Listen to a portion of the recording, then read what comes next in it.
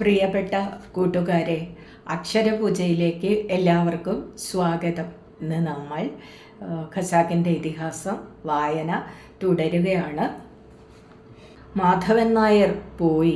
ഇത്തിരി പ്രോത്സാഹിപ്പിച്ചിരുന്നെങ്കിൽ പിന്നെയും നിന്നേനെ. രവി മേശപ്പുറത്ത് ചാരിക്കൊണ്ട് നിന്നു. ഇന്നൊരു കഥ പറയാ, അയാൾ പറഞ്ഞു. എന്ത് കഥയാ വേണ്ടത്? കുട്ടികൾ എല്ലാവരും ഒന്നിച്ച് സംസാരിക്കാൻ തുടങ്ങി. സാർ സാർ സാർ സുറുമയിട്ട പെൺകുട്ടി കൈ ഉയർത്തിക്കാട്ടി. പറയൂ, രവി പറഞ്ഞു. സാർ, ആരും ചാകാത്ത കഥ. രവി ചിരിച്ചുപോയി. അവൾ തുടുത്തു. എന്താ പേര്? രവി ചോദിച്ചു. കുഞ്ഞാമിന. ശരി, രവി പറഞ്ഞു. രവി കഥ പറയാനൊരുങ്ങി.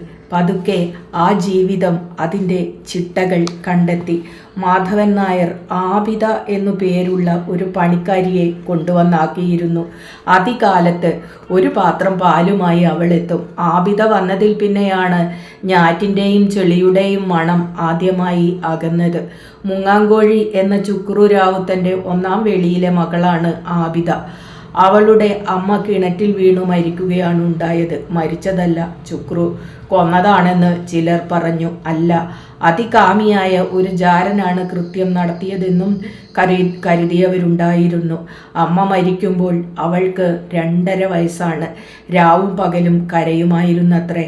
കരഞ്ഞുകൊണ്ട് ആബിദ വളർന്നു. അവളുടെ വിളറിയ മുഖം കണ്ടാൽ കണ്ണീര് ഇപ്പോൾ തോർന്നതേ ഉള്ളൂ എന്ന് തോന്നും. ആബിദയ്ക്ക് എന്താ ദണ്ണം വല്ലതുണ്ടോ? രവി ഒരിക്കൽ ചോദിച്ചു. എന്താ അങ്ങനെ മെലിഞ്ഞെടുക്കണത്? ഓ, ഒന്നുമില്ല. ചിലയപ്പോഴൊക്കെ പനി വരും. മരുന്ന് കഴിക്കണം. എന്താ? തുണി മുക്കി തുടയ്ക്കുന്നിടത്ത് നിന്ന് മുഖമുയർത്താതെ അവൾ പതുക്കെ പറഞ്ഞു. മരുന്ന് കുടിക്കണം. അവൾക്ക് എത്ര വയസ്സായി കാണുമെന്ന് രവി ഓർത്തു നോക്കി. 16, 17. എന്നാലും അവൾക്ക് ഇഷ്ടമാണെങ്കിൽ സ്കൂളിൽ ചേർത്താം. ആബിദയ്ക്ക് എത്ര വയസ്സായി? അയാൾ ചോദിച്ചു. 20. കുറ്റബോധത്തോടെ അവൾ പറഞ്ഞു. മറ്റൊരു ദിവസം രവി ചോദിച്ചു. ആബിദയ്ക്ക് എഴുത്ത് പഠിക്കണോ? ചൂല് നിലത്തു ചാരി അവൾ എണീറ്റു. എഷ്താ? അവൾ ചിരിച്ചു. എന്നിട്ട് തന്നോട് തന്നെ എന്നോണം പറഞ്ഞു. പഠിച്ചിട്ടെന്ത് ഫലം? ജോലി എടുക്കാലോ, ആസ്പത്രിയിലോ മറ്റോ. എന്തേ? അവൾ തല കുലുക്കി. നാം പോയാല്? അവൾ പറഞ്ഞു. അത്താനെ ആരും നോക്കൂല. അത്തായിക്ക് വീടരുണ്ടല്ലോ. ആബിദ മറുപടി പറഞ്ഞില്ല. അവൾ ജോലി തുടർന്നു. അത്തയ്ക്ക് ആരുമില്ല. ഒരിക്കൽ അവൾ പറഞ്ഞു. അത്ത എന്തുകൊണ്ടോ ഏകനാണ്. അവൾക്കാണെങ്കിൽ ആളുകളുണ്ടെന്ന് പറയാം. ദൂരെ കാളിക്കാവെന്ന സ്ഥലത്ത് കുറുന്തോട്ടിയും നന്നാരിയും വളർന്നു പിടിച്ചൊരു കുന്നിൻ പുറത്ത് പാടെ നശിച്ചു പോയൊരു പത്തായപ്പുരയുടെ അവശിഷ്ടങ്ങൾ ഉണ്ടായിരുന്നു. ചുമരുകളുടെ മുരടുകൾ. അവയ്ക്കകത്ത് വൈക്കോലുമേഞ്ഞ ഒരൊറ്റപ്പുര. അവിടെ അവളുടെ മുത്തിയമ്മയും അമ്മാമനും പാർത്തുപോന്നു. മുത്തിയമ്മയ്ക്ക് കണ്ണു കാണാൻ വയ്യ. അമ്മാമന് കുഷ്ഠമാണ്. ചുമരുകളുടെ അവശിഷ്ടങ്ങൾ ആ കുടിലിനു ചുറ്റും അതിരിട്ടു. ആ അതിർ കടന്ന ആരും അകത്തു ചവിട്ടിയില്ല. കാറില്ലാത്ത സന്ധ്യകളിൽ അസ്തമയത്തിൻ്റെ ചൂടുൾക്കൊള്ളാൻ വിരലുകൾ തേഞ്ഞ കൈപ്പടങ്ങളുമായി അമ്മാവൻ കുടിലിനു മുമ്പിലെ പാറക്കെട്ടുകളിൽ ഇരുന്നു. സ്കൂള് കൂടുന്നതിനു മുമ്പ് ആബിദ അവളുടെ വീട്ടിലേക്ക് തിരിച്ചു പോകും. വീണ്ടും വൈകുന്നേരം വന്ന് മുറ്റമടിക്കും, ചായ കൂട്ടും. സന്ധ്യയോടെ തിരിച്ചു പോകും. രവി തനിച്ചാവും. തനിച്ചിരുന്നു കൊണ്ട് ജനാലയിലൂടെ പുറത്തേക്ക് നോക്കും. പുറത്ത് പാണ്ടിപ്പൈക്കൾ മേയുന്നില്ല. ദുഃഖം പോലെ, സാന്ത്വനം പോലെ ഇരുട്ട്. ഇരുട്ടിൽ അങ്ങിങ്ങും മിന്നാമിനുങ്ങുകൾ, നാട്ടുവിളക്കുകളെന്ന പഥികന്മാർ. ഇപ്പോൾ ഞാറ്റുപുര ഒരു തീവണ്ടി മുറിയാണ്. പെട്ടെന്ന് പുറത്തെ ഇരുട്ടിനെക്കുറിച്ച് ഓർത്തു പോവുകയാണ്. താനിപ്പോൾ എവിടെയാണ്? ഇരുവശവും ഇരുട്ടിൻ്റെ തരിശുകളിലൂടെ തിരിവിളക്കുകൾ നീങ്ങി മറഞ്ഞു. യാത്രക്കിടയിൽ ഒരിക്കൽ എങ്ങു നിന്നോ മറ്റൊരു തണ്ടുവാളം പാഞ്ഞെടുത്തു. മറ്റൊരു പ്രയാണം. കർമ്മബന്ധത്തിൻ്റെ നൊടി നേരത്തെ പരിചയം. ചക്രങ്ങൾക്കിടയിൽ ഒരു നൊടി മാത്രം താളം കൊട്ടിക്കൊണ്ട് അത് വീണ്ടും അകന്നു. സഹവർത്തികൾ. പുതുമഴയുടെ സുരതാവേഗം ഒടുങ്ങി. ആരോഹണമില്ലാതെ അവരോഹണമില്ലാതെ കാലവർഷം ഖസാക്കിന് മുകളിൽ സമാധി കൊണ്ടു. സ്കൂള് തുടങ്ങിയിട്ട് 3 മാസം കഴിഞ്ഞിരുന്നു. ഓലക്കുടകളും ചിലപ്പോൾ വലിയ വല്ലിക്കുടകളും പിടിച്ച് വലി വെള്ളത്തിൽ ചവിട്ടിയും തേവിയും 20ഓളം കുട്ടികൾ എത്തും. 20ഓളം കുട്ടികൾ എന്നും പഠിക്കാനെത്തി. പേരു ചേർത്തിയവരിൽ പലരും മുടങ്ങി. പക്ഷേ പുതിയ കുട്ടികൾ അവരുടെ സ്ഥലം പിടിച്ചു. 1-2 ആഴ്ചയ്ക്കകം അവരും തിരോഭവിച്ചു. പോയവർ ചിലപ്പോൾ തിരിച്ചു വന്നു. ചിലപ്പോൾ വഴി തെറ്റി വന്ന സഞ്ചാരികൾ 1-2 ദിവസം മാത്രം അവിടെ തങ്ങി.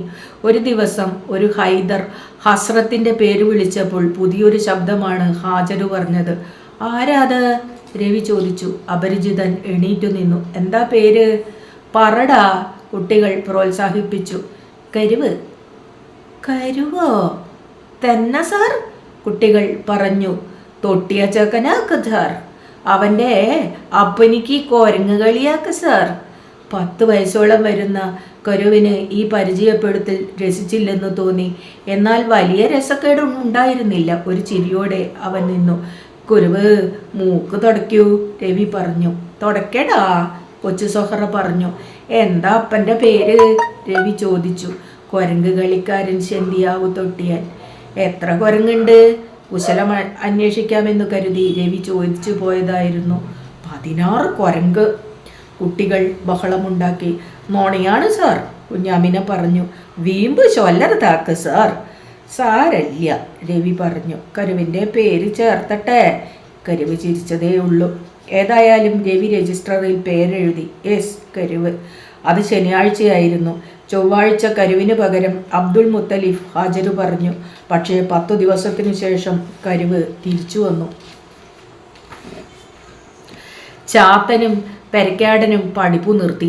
അവരുടെ അപ്പനും അമ്മയും ഗുരുനാഥനോട് വിട വാങ്ങാൻ സ്കൂളിലേക്ക് വന്നു. പനമ്പു നെയ്യുന്ന കവറകളാണ് അവർ. എന്തിനാണ് കുട്ടികളുടെ പഠിപ്പ് മുടക്കുന്നതെന്ന് ചോദിച്ചപ്പോൾ കവറകൾ പഠിക്കേണ്ടതില്ലെന്ന് അവർ പറഞ്ഞു. കാരണം കവറപ്പേച്ച് എല്ലാ ഭാഷകളിലും മുന്തിയതാണ്. അതിന് ലിപികളില്ല, അതിൽ പാട്ടുകളില്ല. മലമ്പരുവങ്ങളിൽ കുടുങ്ങി നിന്ന മനുഷ്യാത്മാക്കളുടെ കഥകൾ മാത്രമേയുള്ളൂ. തുന്നൽക്കാരൻ മാധവൻ നായർ കൊഴിച്ചാൽ ഗസാക്കുകാർക്ക് ആർക്കും തന്നെ സ്കൂളിൻ്റെ കാര്യത്തിൽ താല്പര്യമുണ്ടായിരുന്നില്ല. ശിവരാമൻ നായരുടെ ഉത്സാഹവും ഒരു വിധത്തിൽ അടങ്ങി. ബൗദ്ധനുമുണ്ടല്ലോ സ്കൂളിൻ്റെ ചേരിയിൽ, പിന്നെ താനെന്തിന്? ഇതോണ്ടായില്ല മാഷേ, മാധവൻ നായർ മാത്രം ഇടയ്ക്കിടെ പറഞ്ഞു. ഒരു 40 തികയണം. ഓത്തുപള്ളിയിൽ പാഠം ചൊല്ലിത്തീരുക മൊല്ലാക്കയുടെ പ്രാതലോട് കൂടിയാണ്. 9:30 മണിയാവും. അരമണിക്കൂർ മുതൽ 45 മിനിറ്റ് വരെയാണ് മതപഠനം. 10:30 മണിക്ക് സ്കൂള് തുടങ്ങൂ എന്ന് രവി നേരത്തെ വാക്കുകൊടുത്തിരുന്നു. ആ വിട്ടുവീഴ്ചയ്ക്കാകട്ടെ മൊല്ലാക്കയെ സംബന്ധിച്ചിടത്തോളം ഒന്നുമായിരുന്നില്ല. ഖാലിയാരുടെ നിലപാടാണ് മൊല്ലാക്കയെ ഏറ്റവും അധികം വേദനിപ്പിച്ചത്. സ്കൂളിൽ കുട്ടികളെ ചേർത്താനോ ചേർത്തിയവരെ നിലപ്പിക്കാനോ നൈസാമലി ഒന്നും തന്നെ ചെയ്തില്ല. സ്കൂൾ അവിടെ ഉറപ്പിക്കുമെന്ന് പറഞ്ഞ നൈസാമലി പിന്നെ അതിൽ നിന്നെല്ലാം അകന്നു നിന്നതെന്തിന്? നൈസാമലി ഇടയ്ക്ക് കയറിയില്ലായിരുന്നെങ്കിൽ ഒരു പക്ഷേ താൻ തന്നെ ഒരു പിഴയോ വഴിപാടോ വാങ്ങി സ്കൂളിന് സമ്മതം കൊടുത്തിരുന്നേനെ. ഒരു കാരപ്പന്ത് എന്ന പോലെ ഖസാക്കിൻ്റെ നടുപ്പറമ്പിൽ അവൻ തന്നെ ഇട്ട് തട്ടിക്കളിക്കുകയാണ്. എൻ്റെ വാത്സല്യം ഞാൻ നിന്നിലേക്ക് പകർന്നു. ഒരുപാട്, മൊല്ലാക്ക പറഞ്ഞു. ഞാനിത് നിന്നിൽ നിന്ന് ഒരിക്കലും അർഹിച്ചില്ല. ഏതായാലും മൊല്ലാക്ക വിശ്രമിച്ചില്ല. രവി BA-കാരനാണെന്നാണ് മാധവൻ നായർ ഖസാക്കുകാരെ ധരിപ്പിച്ചിരുന്നത്. അത് നേരാവാനിടയില്ലെന്ന് മൊല്ലാക്ക പറഞ്ഞു. BA-കാരന് വേണമെങ്കിൽ സബ് ഇൻസ്പെക്ടർ കൂടിയാകാം. ഒരു BA-കാരനും പ്രാഥമിക വിദ്യാലയത്തിൽ പഠിപ്പിക്കാൻ വന്നതായി കേട്ടിട്ടില്ല. അലിയാരുടെ ചായ പീടികയിൽ ഇരുന്നു കൊണ്ട് മൊല്ലാക്ക പറഞ്ഞു. പെരട്ട്, ഊള പെരട്ട്. അവൻ്റെ കള്ളി ഇപ്പോൾ പൊളിഞ്ചിലയാ. ചായ ആറ്റിക്കൊണ്ടിരുന്ന അലിയാർ പറഞ്ഞു. പൊളിഞ്ചതുണ്ട്. തിരുപ്പുഞ്ച് കിട്ടണ മൊല്ലാക്കയുടെ കയ്യിൽ. രവിക്ക് ഇംഗ്ലീഷ് അറിഞ്ഞുകൂടാ. ഏത് BA-കാരനാണ് കോണെഴുത്തറിയാത്തത്? ഇങ്ങനെയാണ് സത്യം പുറത്തായത്. ചായപ്പീടികയിലും മൈമുനയുടെ മാറ്റപ്പീടികയിലും പൊതി കെട്ടാൻ പഴയ മാസികകളും പത്രങ്ങളും വാങ്ങാറുണ്ടായിരുന്നു. 2-3 മാസം കൂടുമ്പോൾ പാലക്കാട്ട് ചെന്നാണ് അലിയാർ പഴയ കടലാസ് വാങ്ങിക്കൊണ്ടുവരിക. ഒരു ദിവസം രവി ചായപ്പീടികയിൽ വന്നപ്പോൾ അലിയാർ പഴയൊരു പത്രത്തിൻ്റെ താള് കയ്യിൽ കൊടുത്തു. കാര്യമായി ഉടുപുടയില്ലാത്തൊരു പെണ്ണിൻ്റെ ചിത്രമുണ്ടായിരുന്നു അതിൽ. എന്താ പൊണ്ണ് ആരാക്കും മാഷ്ടരെ? അലിയാർ ചോദിച്ചു. ഇപ്പടി കോണകം കൊടുത്തു നിൽക്കുന്നതിൻ്റെ സത്യം എന്നാ? ഒന്ന് പഠിച്ച് അർത്ഥം പറയി. രവി പത്രം എടുത്തു നോക്കി. ഒരു ജർമ്മൻ പത്രത്തിൻ്റെ ഏടാണ്. ഇത് ഇംഗ്ലീഷ് അല്ലാലോ, രവി പറഞ്ഞു. അലിയാർ രവിയെ കിണഞ്ഞു നോക്കി. അല്ലേ? അല്ല. അലിയാർ അമർത്തിയൊന്നു മൂളി. രവി പോയപ്പോൾ അപ്പാമുത്തിനെ വരുത്തി അലിയാർ കടലാസു കയ്യിൽ കൊടുത്തു. പടിയടാ അപ്പാമുത്തേ. കേലൻ മാസ്റ്ററുടെ സ്കൂളിൽ നിന്ന് 8ാം തരം തോറ്റവനാണ് അപ്പാമുത്ത്. അപ്പാമുത്ത് മെനക്കെട്ട് പത്രം കണ്ണോട് അടുപ്പിച്ചു പിടിച്ചു. എന്നിട്ട് നിർഭയനായി വായന തുടങ്ങി. LCEP. മൂലയിൽ നിന്ന് ആരോ ചോദിച്ചു. എന്നാ? പി. ആളുകൾ ചിരിച്ചു. അപ്പാമുത്ത് വായന തുടർന്നു. LEFO. ഇതെന്താണ്ടപ്പ ഓവിൻ്റെ മുകളിൽ 2 കുത്ത്. തടിച്ചതാക്ക്. ശ്രീകുയുവു. ഇത്രയും പെരട്ട് കയ്യിലിരിപ്പുണ്ടെങ്കിൽ രവിയുടെ തറവാടിൻ്റെയും കഥയും പുളുകലാവാമെന്ന് മൊല്ലാക്ക പറഞ്ഞു. രവിയുടെ അച്ഛൻ ഒരു കാപ്പിത്തോട്ടത്തിലെ ഡോക്ടറായിരുന്നെന്നാണ് മാധവൻ നായർ പറഞ്ഞത്. ഒരു ഡോക്ടറുടെ മകൻ എവിടെയെങ്കിലും പ്രാഥമിക വിദ്യാലയത്തിൽ പഠിപ്പിക്കാൻ വന്നു കേട്ടിട്ടുണ്ടോ? പറയണതിൽ എന്തെങ്കിലും നേര് കാണാണ്ടിരിക്കുവോ? ചായപീടികയുടെ മുമ്പിലെ അത്താണിയിൽ ഇരുന്നു കൊണ്ട് കുപ്പുവച്ചൻ ചോദിച്ചു. ആരോ പറഞ്ഞു. ഒരു വേള ഹോമാവതിയായിരിക്കലാം. ഹോമാവതിയും ഒരു ലൊട്ടുമല്ലേ? ഹോമാവതിയും ഒരു ലൊട്ടുമല്ലേ? മൊല്ലാക്ക പറഞ്ഞു. ഹൗ അങ്ങനെ പറയാതി നിങ്ങ എന്നായി കുപ്പുവച്ചൻ. മുണ്ടാണ്ട് കൈ മടക്കിയിരുന്നാന്ന് നീയ് കുപ്പുവോ? ഇതൊന്ന് പെരട്ടാക്ക്. മൊല്ലാക്ക തീർത്തു പറയുകയായിരുന്നു. ജല്ലി പെരട്ട്. അലിയാർ ഏറ്റു പറഞ്ഞു. പെരട്ടതാണ്. ഇക്കാലത്താണ് മറ്റൊരു സംഭവം ഉണ്ടായത്. മുഗളന്മാർ ആദ്യമായി ഇന്ത്യയിലേക്ക് വന്ന കഥ രവി കുട്ടികൾക്ക് പഠിപ്പിച്ചു കൊടുക്കുകയായിരുന്നു. പിൻവരിയിൽ എണീറ്റ് നിന്നുകൊണ്ട് മീർ അലം ഖാൻ പറഞ്ഞു. ഞങ്ങളുടെ പൂർവികർ ഷെയ്ദ് മിയാൻ ഷെയ്ഖ് തങ്ങൾ ഇന്ത്യയിലേക്ക് വന്ന പോലെ ചരിത്ര പുസ്തകങ്ങൾ ഇല്ലാതിരുന്നതിനാൽ രവി ഒരു മുഗള രാജാവിൻ്റെ ചിത്രം ബോർഡിൽ വരച്ചു വച്ചിരുന്നു. കഥാഗതി പൂർവികനിലേക്ക് തിരിഞ്ഞതോടെ ഷെയ്ഖിൻ്റെ ചിത്രവും വരയ്ക്കണമെന്നായി കുട്ടികൾ. കളർ ചോക്കുകൊണ്ട് രവി വരച്ചു തുടങ്ങി. കൂർത്ത മൂക്ക്, നീണ്ട ഇഴകൾ തെറ്റി പിരിഞ്ഞു നിന്ന താടി, മുക്കാൽ കയ്യൻ കുപ്പായം, കള്ളിലുങ്കി, തലപ്പാവ്, 2 കൊമ്പുകൾ കൂർത്ത വാല്, കയ്യിൽ പാനീസ് വിളക്ക്. മൊല്ലാക്ക കുഞ്ഞാമിനെ വിളിച്ചു പറഞ്ഞു. കുട്ടികൾ ബഹളം കൂട്ടാണ്ടിരിക്കൂ. രവി മേശപ്പുറത്ത് അടിച്ചു. സാർ കുട്ടികൾ പറഞ്ഞു. ഇന്ന് മൊല്ലാക്ക കോൽസൂനെ തല്ലി സാർ. എന്തിനാ തല്ലിയത്? അതോ സാർ, പിന്നെ വെള്ളപ്പം കൊണ്ടുവരാത്തതിന്. ഓരോരുത്തരും മൊല്ലാക്കയെക്കുറിച്ച് ഓരോ കഥ പറയാൻ തുടങ്ങി. മൊല്ലാക്ക കുട്ടികളെ തല്ലിയത്, മൊല്ലാക്ക നെടുവരമ്പിൽ തൂറി വെച്ചത്, മൊല്ലാക്കയെ ജിന്നു വിരട്ടിയത്, അങ്ങനെ പല കഥകളും ഉണ്ടായിരുന്നു. അവസാനം കുഞ്ഞാമിന ഒരു കഥ പറയുമെന്ന് പറഞ്ഞു. പണ്ടൊരു കാട്ടിൽ ഒരു മൊല്ലാക്ക ഉണ്ടായിരുന്നു. കുട്ടികൾ ചേർന്നിരുന്നു. കുഞ്ഞാമിന കഥ തുടർന്നു. ആ മൊല്ലാക്ക എന്നും വെള്ളയപ്പം തിന്നാണ് ജീവിച്ചത്. കുട്ടികളാണ് ഇര കൊണ്ടുവന്ന് കൊടുത്തത്. എന്നും ഓരോ കുട്ടിയുടെ ഊഴമായിരുന്നു. അവസാനം ഒരു പെൺകുട്ടിയുടെ ഊഴമെത്തി. അവൾ വെള്ളയപ്പം കൊണ്ടുചെന്നില്ല. കഥ അങ്ങനെ നീണ്ടു. അവസാനം യുക്തിമതിയായ പെൺകുട്ടി മൊല്ലാക്കയെ പൊട്ടക്കിണറ്റിൽ ചാടിക്കുന്നതോടെ കഥ അവസാനിച്ചു. രവി കുട്ടികളോട് ചോദിച്ചു. ഈ കഥയിലെ പെൺകുട്ടിയുടെ പേരെന്താ പറയാവോ? കുട്ടികൾ പറഞ്ഞു. കുഞ്ഞാമിന.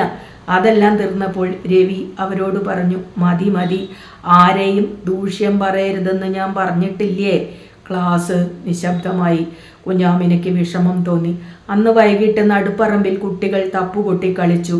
മീർ ആലംഖാൻ, ഇഫ്തിഖാറുദ്ദീൻ, ബീരാൻ, ഉനിപ്പാറതി, കൊച്ചു സൊഹറ, അങ്ങനെ കുറേ പേർ. കുഞ്ഞാമിന ഉണ്ടായിരുന്നില്ല. ഒരു തകരപ്പാട്ടയിൽ കൊട്ടിക്കൊണ്ട് അവർ വിളിച്ചു പറഞ്ഞു. അള്ളാ മുടിച്ച മൊല്ലാക്ക. സന്ധ്യയ്ക്ക് പള്ളിക്കുളത്തിൻ്റെ മേട്ടിൽ പാനീസും തൂക്കി മൊല്ലാക്ക നിൽക്കുകയാണ്. എന്താ മൊല്ലാക്ക ഇങ്ങനെ നിൽക്കണത്? മാധവൻ നായർ ചോദിച്ചു. ചുമ്മാ. മാധവൻ നായർ മൊല്ലാക്കയുടെ അടുത്തു ചെന്നു. മുഷിഞ്ഞ കോറക്കുപ്പായത്തിൽ നിറയെ ഏപ്പും തുന്നലുമാണ്. പാവം തെറ്റി ഭ്യൂമ തുന്നുന്നു, ഏച്ചുകൂട്ടുന്നു. അത് കീറുമ്പോൾ മറ്റൊന്ന് തയ്പ്പിക്കാൻ മൊല്ലാക്കയുടെ കയ്യിൽ പണം കാണില്ല. ഈ കുപ്പായത്തിൻ്റെ തന്നെ കടം അടച്ചു തീർന്നിട്ടില്ല. മാധവൻ നായർ മൊല്ലാക്കയുടെ കൈത്തണ്ടയിൽ പിടിച്ചമർത്തി നിർത്തി. തന്തേ, മാധവൻ നായർ പറഞ്ഞു, ഇഞ്ഞെങ്കിലും പൊട്ടത്തരം മാറ്റിക്കൂടെ? മൊല്ലാക്ക പെട്ടെന്ന് വിളറി. എന്നാ മാധവ നീ ചൊല്ലരുത്. കുട്ടികൾ വന്ന് ചേരണത് നിങ്ങൾ എന്തിനാണ് മുടക്കണത്? ആ കേലൻ്റെ കാശ് ഞമ്മളൊന്നും വാങ്ങിയിട്ടില്ല. കുമ്പളഞ്ഞ കട്ടവൻ്റെ ചൊകില്. മാധവൻ നായർ പിടിവിട്ടു. മൊല്ലാക്ക, അയാൾ പറഞ്ഞു, കേലം പലതും പറയി. സ്കൂളിൽ നിന്ന് കുട്ടികളിനെ മുടക്കിയ മാസം 300 ഉറുപ്പ്യ തരാന്നല്ല കരാറ്. എന്ന് പറയാതി ഞമ്മക്കറിയാ. ശരി, നിങ്ങൾ മുടക്കി. കുട്ടികളുടെ എണ്ണം കുറഞ്ഞാലേ സ്കൂൾ അങ്ങോട്ട് പൂട്ടും. പിന്നെ കേലന് നിങ്ങളുടെ വേണ്ടി വരുമെന്നും തന്തേ. മാധവൻ നായർ പാടത്തേക്കും മൊല്ലാക്ക നടുപ്പറമ്പിലേക്കും നടന്നു. സ്കൂളും കടന്നു വേണം നടുപ്പറമ്പെത്താൻ. അവിടെ വിളക്കത്ത് രവി വായനയാണ്. ആ വിളക്കു കാണുമ്പോൾ അവിടെ കയറണമെന്ന് പലപ്പോഴും ഓർക്കും. ഇന്ന് വരെയും തരപ്പെട്ടില്ല. പതുക്കെ മൊല്ലാക്ക മേടു കയറി. മുങ്ങാങ്കോഴിയുടെ പുരയുടെ മുൻവശം മൈമൂന ഒരു മാറ്റപ്പീടികയാക്കിയിരുന്നു. പീടികയുടെ മുമ്പിൽ ആരുമില്ല. വട്ടത്തിരിയുള്ള തൂക്കുവിളക്കിൻ്റെ വെളിച്ചത്തിൽ മലിക്കിനെ പോലെ അവൾ അവിടെ ഇരുന്നു. മൈമുവോ? മൊല്ലാക്ക ചോദിച്ചു. ചുക്കുറു വന്നതാ? ഇല്ല, അവൾ പറഞ്ഞു. നിന്റെ ഇടുപ്പ് വലി സുഖപ്പെട്ടതാ? മൈമൂന ഒന്ന് മൂളുക മാത്രം ചെയ്തു. പീടികമുറ്റത്തെ ബെഞ്ചിൽ മൊല്ലാക്ക ഇരുന്നു. മഴ സ്വൽപ്പം തുവർന്നിരുന്നു. 1-2 ഈയലുകൾ തൂക്കുവിളക്കിനു ചുറ്റും അടിഞ്ഞു വീണു. മൊല്ലാക്ക ഇത്തിരി നേരം അങ്ങനെ ഇരുന്നു. മൈമുവോ? ഒടുവിൽ അയാൾ ചോദിച്ചു. ഒരു കുപ്പി വെളിച്ചെണ്ണ കൊടുക്കൂ മുടിയുമാ പുള്ളേ. ഇങ്ക വെളിച്ചെണ്ണയൊന്നും കെടാതെ പോങ്കോ. മൊല്ലാക്ക വീണ്ടും ശങ്കിച്ച് ഇത്തിരി നേരം മിണ്ടാതിരുന്നു. മകളെ, അയാൾ പറഞ്ഞു, നിന്റെ ഉമ്മ എണ്ണ തേച്ചിട്ട് ഒരുപാടായടേ. പോങ്കോ കുട്ടിയെ, ദാര് പോങ്കോത്ത. ശരി, ഇല്ലെങ്കിൽ വേണ്ട, മൊല്ലാക്ക പറഞ്ഞു. ഞാൻ വരേം പുള്ളേ. നിന്റെ അടുപ്പ് കടച്ചിൽ നല്ലോണം പാത്തുക്കോ. ഏതാവത് തൈലം വരട്ട്. മൊല്ലാക്ക നടുപ്പറമ്പിൽ പതുക്കെ ഒരു വട്ടം ചുറ്റി. എന്നിട്ട് വീണ്ടും തിരിഞ്ഞ് സ്കൂളിനു നേർക്കു നടന്നു. പാനീസ് വിളക്ക് പടി കയറി വരുന്നത് രവി കണ്ടു. വാതിൽക്കൽ നിന്നുകൊണ്ട് മൊല്ലാക്ക ഒച്ചയനക്കി. മേഷ്ടരെ. ആരാത്? മൊല്ലാക്കയല്ലേ? വരിക. മൊല്ലാക്ക കടന്നു വന്നു. അസ്ലാം അലൈക്കും, രവി പറഞ്ഞു. വലൈക്കും അസ്ലാം. ഈ വഴിയൊന്നും വരാറില്ലല്ലോ. ഇങ്ങനെ ആയാ മതിയോ മൊല്ലാക്ക? മൊല്ലാക്ക രവിയുടെ കാലിൻ ചോട്ടിൽ നിലത്തിരുന്നു. ഇങ്ങോട്ട് കയറിയിരിക്കുക മൊല്ലാക്ക. ഇങ്ക മതി കുട്ടി. എണ്ണ തിരിഞ്ഞു തീരാതിരിക്കാൻ അയാൾ പാനീസ് വിളക്ക് കെടുത്തി വെച്ചു. എന്നാ പഠിക്കരുത് കുട്ടി? വേദമാക്കുമോ? ഏയ്, ഇതൊരു കഥയാ. എത്ര പഠിപ്പ് വേണം ഈ പുസ്തകം പഠിക്കരുത്? രവി ചിരിച്ചു. പഠിപ്പോ? അതെങ്ങനെയാ പറയാ? ഇതൊരു കഥയല്ലേ. ഇത് ഇംഗ്ലീഷ് ആക്കുമോ? ആ, അതെ. ഓർമ്മയിൽ എന്തോ കുറിച്ചു വെക്കാനായി മൊല്ലാക്ക ഒരു നിമിഷം എടുത്തു. ഒരു സിഗരറ്റ് വലിക്കും മൊല്ലാക്ക. വേണ്ട, ഞമ്മടെ കൈ ബീഡിയിരിക്കത്. സിഗരറ്റ് ഞമ്മടെ കൊരലിന് ചേരാത്. ആ, അല്ലെങ്കിൽ കൊടുങ്കോ. തന്ന സിരിക്കി വേണ്ടാന്ന് ചൊല്ലക്കൂടാത്. അപ്പടി തന്നെ. സിഗരറ്റിനെ പെരുവിരലിനും ചൂണ്ടുവിരലിനും ഇടയ്ക്ക് അമർത്തി പിടിച്ച് മൊല്ലാക്ക ഉഗ്രമായി പുക ഊതി തുടങ്ങി. ഒരു വിഷയം പറയാനാണ് ഞമ്മൾ വന്നത്. 2 സിഗരറ്റുകൾ തീർന്നപ്പോൾ മൊല്ലാക്ക പറഞ്ഞു, അതിപ്പോ മേഷ്ടറിന്റെ കയ്യിലാണ് കിടക്കണത്. എന്താ പറയൂ? സ്കൂളില് ഒരു മസാലച്ചി വേണമെന്ന് മാധവൻ നായർ പറഞ്ഞു. ആരെങ്കിലും മൊല്ലാക്കയുടെ അറിവിലുണ്ടാ? മാസം 5 ഉറുപ്പ്യ കൊടുത്തോളാൻ കടലാസ് വന്നിട്ടുണ്ട്. മൊല്ലാക്ക പിന്നെയും ഇത്തിരി സംശയിച്ചു. എന്നിട്ട് പറഞ്ഞു, ആ പണി ഞമ്മളെടുത്തോളയാ. എന്തു പറയേണ്ടു എന്നറിയാതെ രവി വിഷമിച്ചു. അവസാനം അയാൾ പറഞ്ഞു, ശരി മൊല്ലാക്ക. മൊല്ലാക്ക എണീറ്റു. ശരി കുട്ടിയെ, നമ്മൾ വരട്ടെ. രവിയുടെ തീപ്പെട്ടി എടുത്തുരച്ച് അയാൾ വീണ്ടും പാനീസു തെളിച്ചു.